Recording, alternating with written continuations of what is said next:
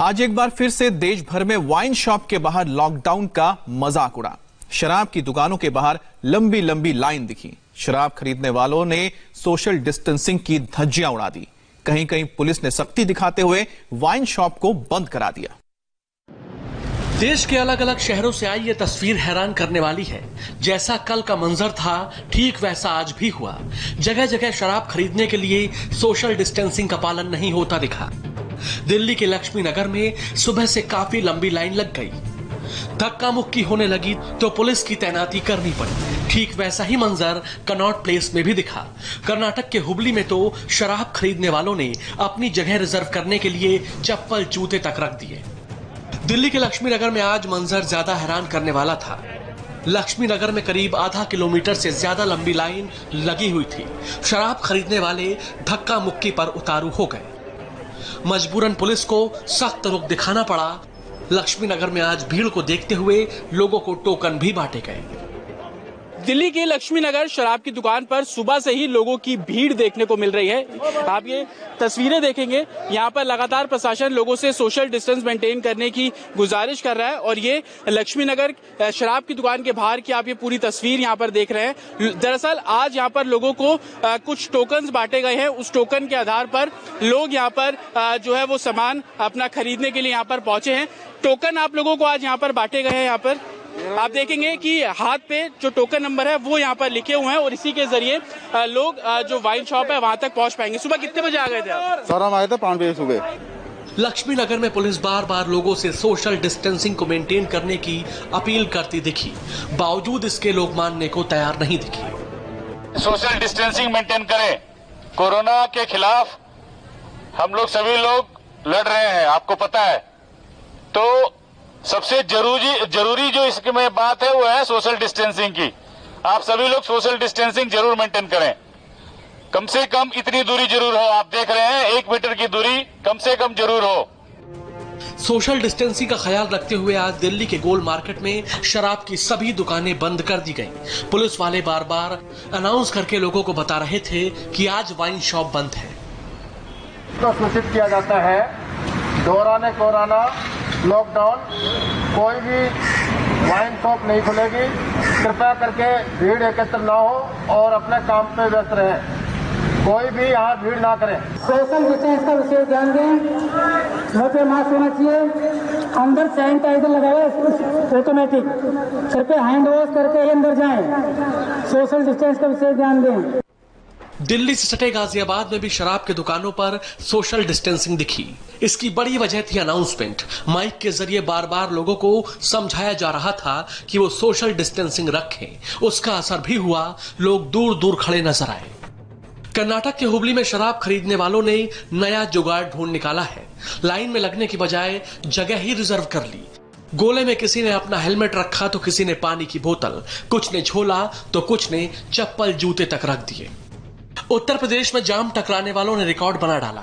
कल पूरे यूपी में 300 करोड़ की शराब बिक गई। लिहाजा आज योगी आदित्यनाथ की सरकार ने शराब की बिक्री पर नया नियम लगा दिया। यूपी में अब एक व्यक्ति को सिर्फ 1 बोतल शराब मिलेगी, वहीं एक शख्स को बियर की सिर्फ 2 बोतल मिल सकेंगी।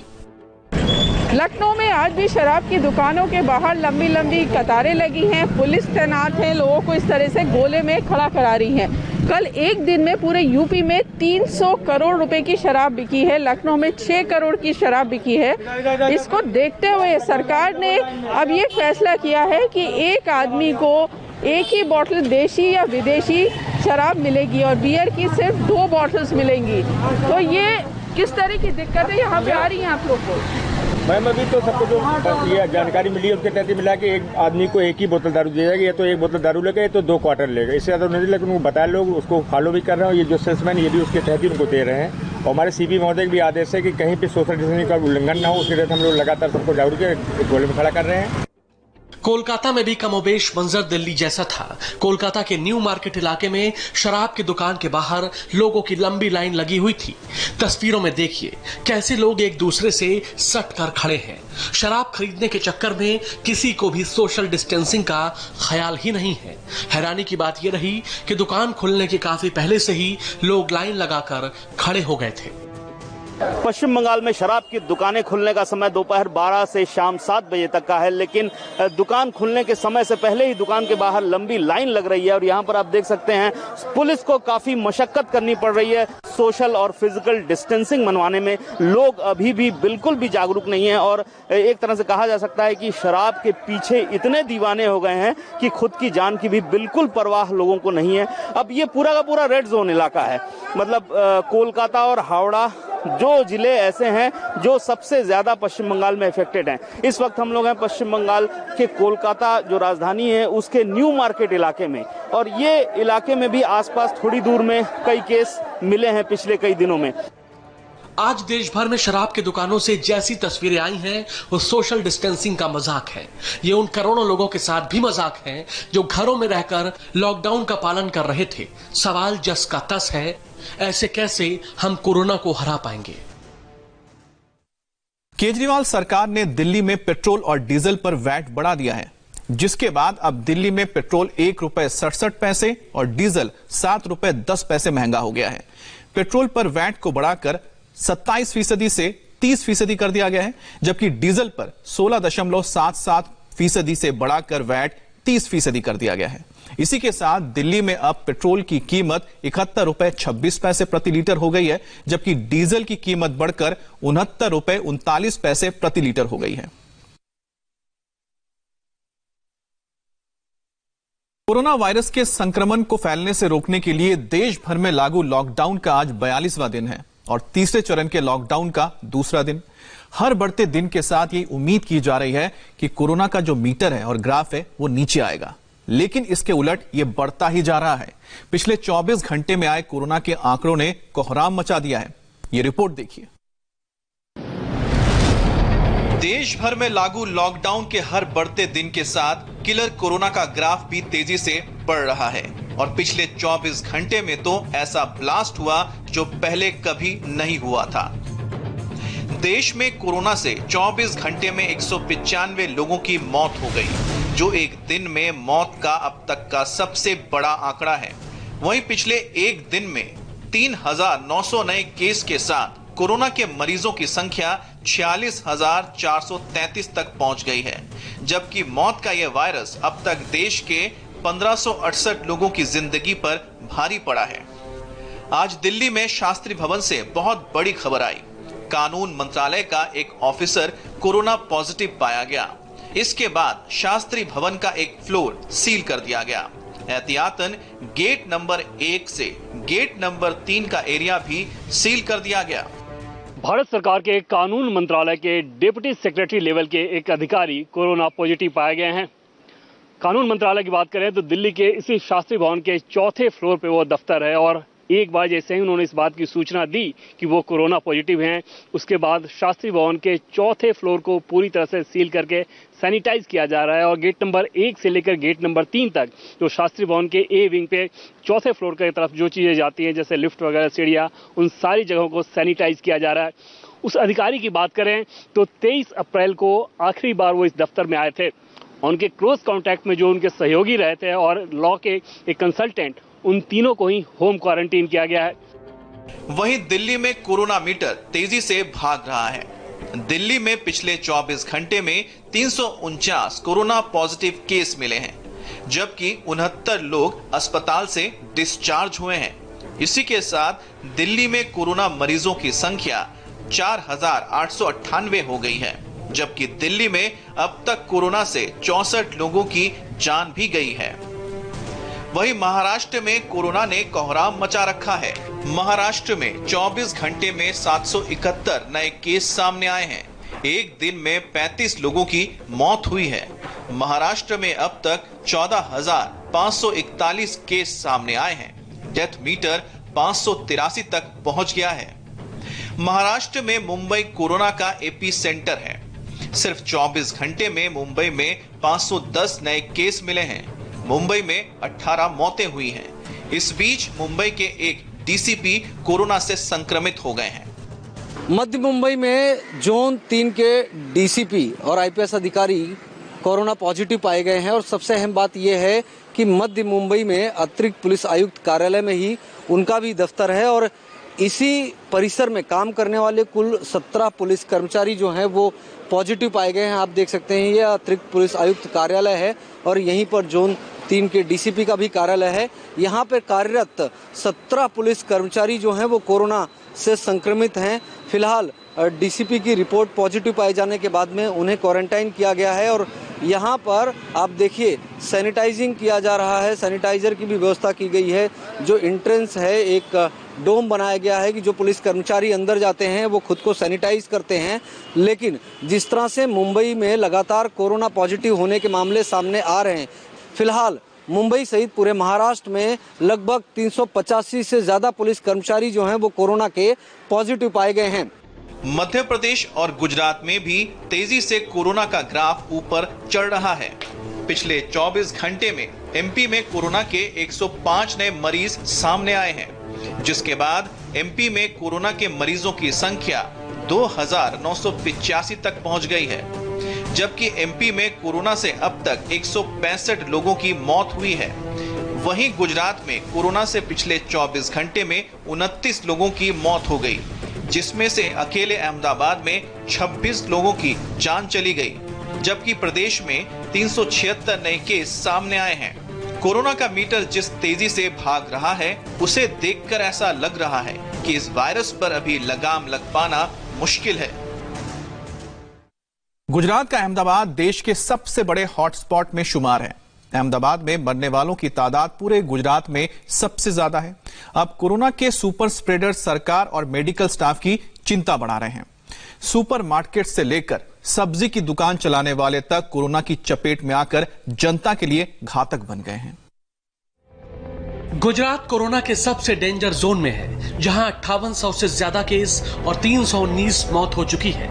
गुजरात में सबसे बड़ा रेड जोन अहमदाबाद है, जहां कोरोना के केस 4000 के ऊपर पहुंच गए हैं, जबकि मौत का आंकड़ा 234 पर है।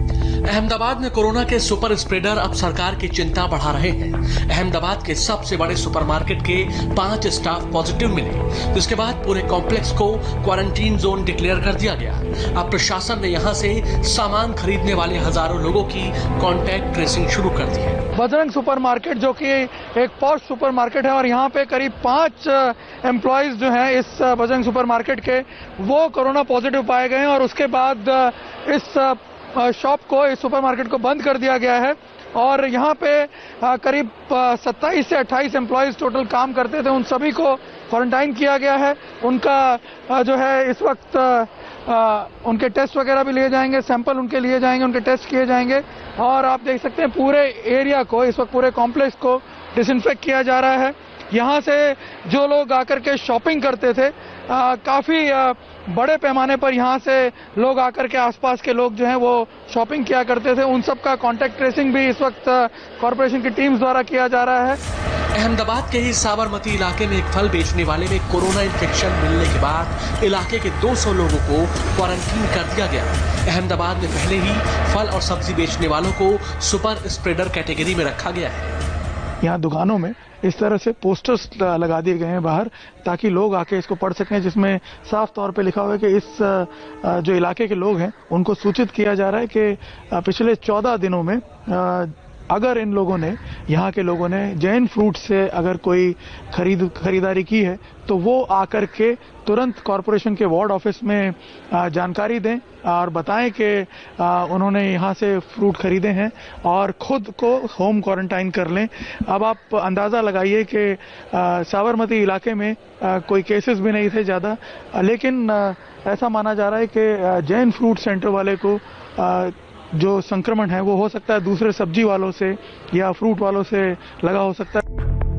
एक सुपर स्प्रेडर करीब 1000 लोगों को कोरोना का इन्फेक्शन दे सकता है, इसलिए पिछले 15 दिनों में सुपर स्प्रेडर कैटेगरी में आने वाले करीब 12000 लोगों की मेडिकल स्क्रीनिंग की गई है। इनमें से 2700 लोगों के सैंपल कलेक्ट किए गए, जिनमें से 222 लोग पॉजिटिव पाए गए हैं, जिनको आइसोलेट कर दिया गया है। सुपर स्प्रेडर्स के ऊपर पिछले 15-20 दिनों से निरंतर हमारा फोकस बना हुआ है। जितने भी सुपर स्प्रेडर्स हैं, जिसमें जो सब्जियां बेचने वाले हैं, फल बेचने वाले हैं, किराना स्टोर वगैरह के मालिक हैं, जो एक व्यक्ति अनेक लोगों के संपर्क में आता है, उन सबकी बड़े पैमाने पर स्क्रीनिंग टेस्टिंग की जा रही है। पिछले 15 दिनों में अब तक 11,651 लोगों को स्क्रीन किया गया है। उसमें से 2,714 लोगों के सैंपल लिए गए और उसमें से 222 लोगों को पॉजिटिव पाया गया और उनको टोटली आइसोलेट किया। अहमदाबाद समेत पूरे गुजरात में कोरोना को रोकने के उपाय किए जा रहे हैं। राज्य में अब तक करीब 6,000 लोग कोरोना संक्रमित हो चुके हैं और करीब 1,200 लोग ठीक होकर घर जा चुके हैं। मजदूरों पर हो रही सियासत के बीच यूपी के सीएम योगी आदित्यनाथ ने विपक्ष पर बड़ा हमला किया है। योगी ने कहा कि जो लोग गरीबी और गरीब मजदूरों का साथ नहीं दे पाए वो मजदूरों को मोदी सरकार की मदद से बौखला गए हैं। योगी ने कहा कि जनता सियासत करने वालों को जवाब देगी। पहली बार देश के अंदर आपदा के समय में गरीबों के लिए, मजदूरों के लिए, महिलाओं के लिए एक बड़ा राहत पैकेज प्रधानमंत्री गरीब कल्याण पैकेज के रूप में घोषित हुआ।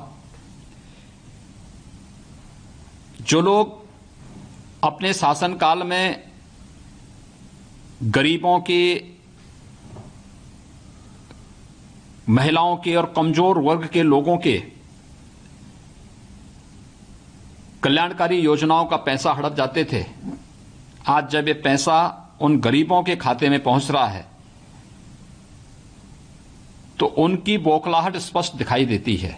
आदरणीय प्रधानमंत्री जी के नेतृत्व में कोरोना को परास्त करने के लिए जिस लड़ाई को हम आगे बढ़ा रहे हैं, आगे भी वैसे धैर्य के साथ, उसी संवेदनशीलता के साथ वे सहयोग करें। जनता सब कुछ जान रही है।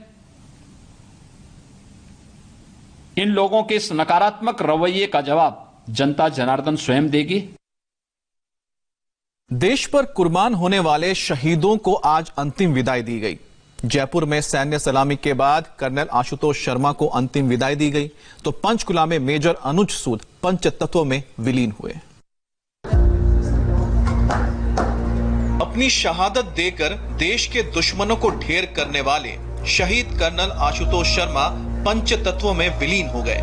जयपुर में शहीद कर्नल आशुतोष शर्मा को उनकी पत्नी पल्लवी और भाई ने मुखाग्नि दी। इससे पहले कर्नल आशुतोष शर्मा के पार्थिव शरीर को सैन्य सलामी दी गई। कर्नल आशुतोष शर्मा 21 राष्ट्रीय राइफल के कमांडिंग ऑफिसर थे।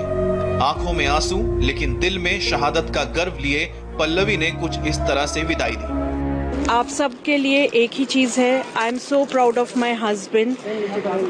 वो यही मौत चाहते थे, वो तिल तिल के मरना कभी नहीं चाहते थे। उनके लिए यही हीरोइज्म मौत थी, वो बने ही इस चीज के लिए थे। He wanted to live his life as a king size, he did that. He wanted to face this death in a heroism manner and he did that. शहीद कर्नल आशुतोष शर्मा का पार्थिव शरीर जयपुर के 61 कैवलरी के पोलो ग्राउंड में रखा गया था, जहां सीएम अशोक गहलोत, पूर्व केंद्रीय मंत्री राज्यवर्धन सिंह राठौर समेत कई लोगों ने उन्हें श्रद्धांजलि दी। वहीं हंदवाड़ा में आतंकियों से लोहा लेते हुए शहीद हुए मेजर अनुज सूद को अंतिम विदाई दी गई। ताबूत में तिरंगे से लिपटे पति का पार्थिव शरीर देखकर पत्नी आकृति फूट फूट कर रो पड़ी। मेजर सूद के पिता रिटायर्ड ब्रिगेडियर चंद्रकांत सूद ने बेटे के पार्थिव शरीर को कंधा दिया और फिर मुखाग्नि भी उन्होंने ही दी। पंजाब के मनसा जिले में हंदवाड़ा में शहीद हुए जवान नायक राजेश कुमार का पूरे सैन्य सम्मान के साथ उनके गांव में अंतिम संस्कार किया गया। आपको बता दें कि रविवार को हंदवाड़ा में कर्नल आशुतोष शर्मा और मेजर अनुज सूद समेत कुल 5 जवान शहीद हो गए थे। करीब 15 घंटे चले ऑपरेशन में 2 आतंकी भी ढेर हुए हैं। आज पूरे देश को इस शहादत पर गर्व है।